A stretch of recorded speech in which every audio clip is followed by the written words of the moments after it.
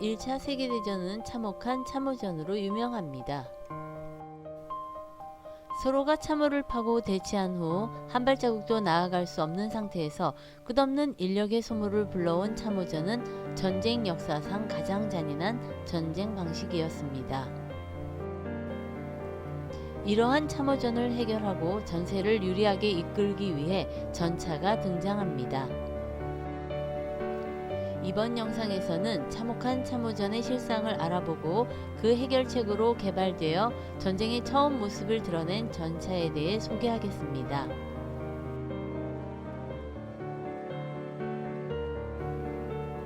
(1800년대) 말 독일은 지리적 위치상 서쪽에 있는 프랑스와 동쪽에 있는 러시아 중 한쪽을 택해야 했는데 러시아를 택해 우호관계를 유지했습니다.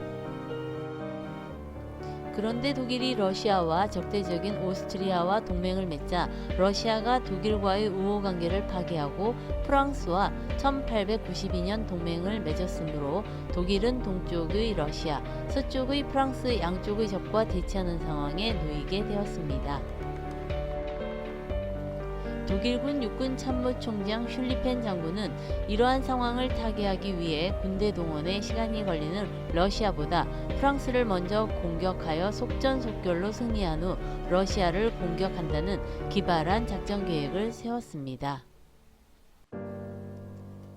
프랑스 군대를 독일군의 예상 주 공격 지점인 지형이 험난한 독일 국경으로 유인하는 한편 실제 주공격 부대를 지형이 평탄한 벨기에와 북프랑스로 침투시켜 영국 해협을 휩쓴 다음 우회하여 파리를 후면에서 공격하면 러시아가 군대를 동원하기 이전인 육지 안에 파리를 충분히 함락할 수 있을 것이고 프랑스를 쓰러뜨린 다음 러시아를 향해 전군을 진격시킨다는 계획이었습니다.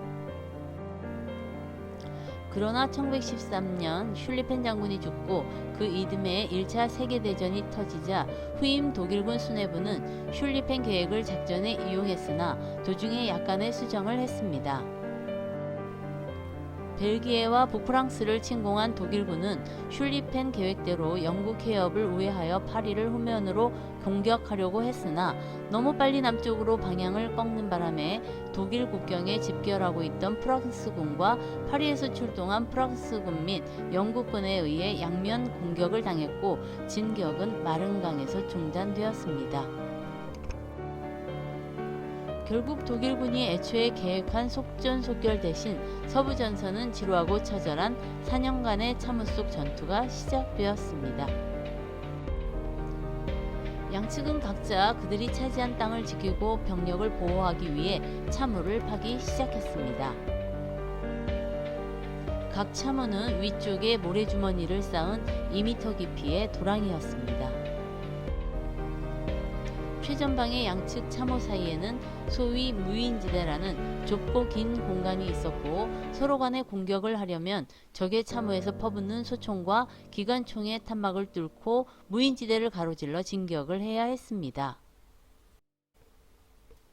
아무리 사전 폭격을 해도 그물같이 얽힌 상대의 참호를 완전히 붕괴시키는 것은 불가능했고 그런 상황에서 먼저 참호를 벗어나 진격하는 쪽은 사실상 총알바지가 될 수밖에 없어 서로가 불과 몇 미터의 땅을 뺏고 빼앗기는 과정에서 수백 명씩 죽어갔습니다.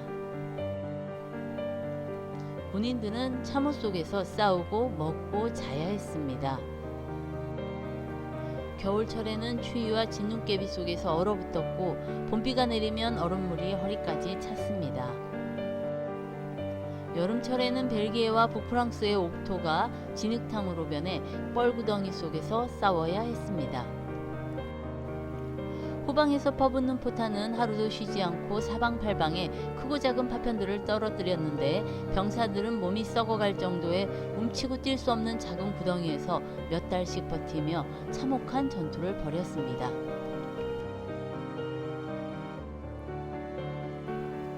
이러한 참혹한 참호전의 해결책으로 등장한 것이 전차입니다. 영국군은 상대의 총알을 막을 수 있으면서 진격할 수 있는 기갑 전투 차량을 구상했는데 가장 고려해야 할 사항은 2m가 넘는 상대의 참호를 넘어갈 수 있어야 했습니다. 그러기 위해서 당시 사용되던 장갑 차량을 바퀴 방식이 아니고 무한궤도 방식으로 바꾸고 폭 2.44m, 깊이 1.37m를 통과할 수 있는 거대한 크기의 방탄 장갑 차량 MK 시리즈를 개발합니다.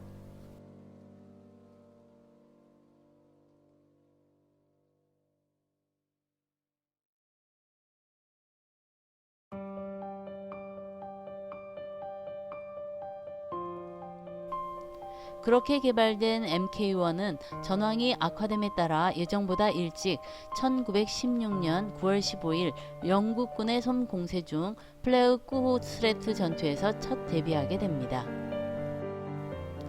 그러나 거의 50대 가까이 운용됐음에도 절반가량이 기구 고장으로 인해 투입되지 못했고 어찌어찌 출발한 나머지도 전장에서 퍼지는 바람에 전체의 5분의 1 정도만이 적의 참호를 돌파할 수 있었습니다.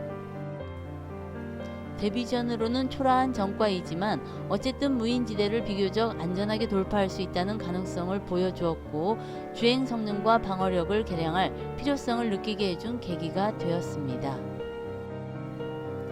MK 시리즈는 계속 개발되어 총 10여 종에 가까운 개량형이 나왔습니다. 프랑스에서도 슈나이더 전차를 시작으로 생샤몽 전차 그리고 걸작으로 평가받는 르노 FT-17 전차까지 개발되었습니다. 독일은 1차 대전 당시에는 전차에 대한 매력을 느끼지 못했고 실제로 당시의 전차는 각종 병기로 충분히 방어가 가능할 정도로 취약해 투자 대비 최악의 가성비를 보였다고 할 수 있습니다. 그러나 전차의 등장은 참혹한 참호전을 종식시키는 역할을 했습니다. 1차 대전이 끝난 후 유럽 열강들은 서로 전차 개발에 나섰고 그 후 다시 시작된 2차 세계대전에서는 다시는 평원에서의 참호전은 볼 수 없었고 전차전이 주를 이루게 됩니다.